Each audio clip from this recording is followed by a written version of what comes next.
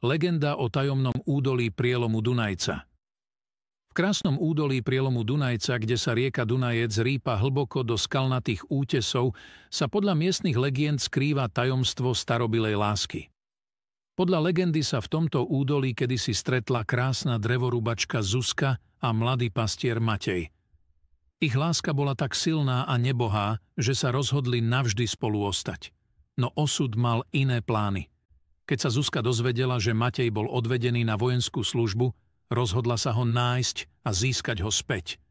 Vedela, že jediným miestom, kde by ho mohla nájsť, bolo tajomné údolie prielomu Dunajca.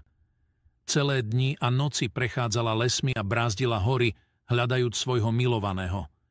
Nakoniec dorazila k prielomu Dunajca, kde sa rozhodla preplávať cez rieku na drevenom splave, aby sa dostala na druhú stranu. Ale osud sa rozhodol inak. Počas svojej plavby sa splav zrazu prevrátil a Zuzka sa ocitla v mrazivej vode. Aj keď sa snažila o všetko, čo bolo v jej silách, aby sa udržala na hladine, rieka ju nakoniec odniesla až na dno. Legenda hovorí, že od tej chvíle je Zuzka strážkyňou prielomu Dunajca. Jej duch sa objavuje v tichých nociach, kedy šepká svoju lásku do vetrov a tajomne oživuje stromy a skaly.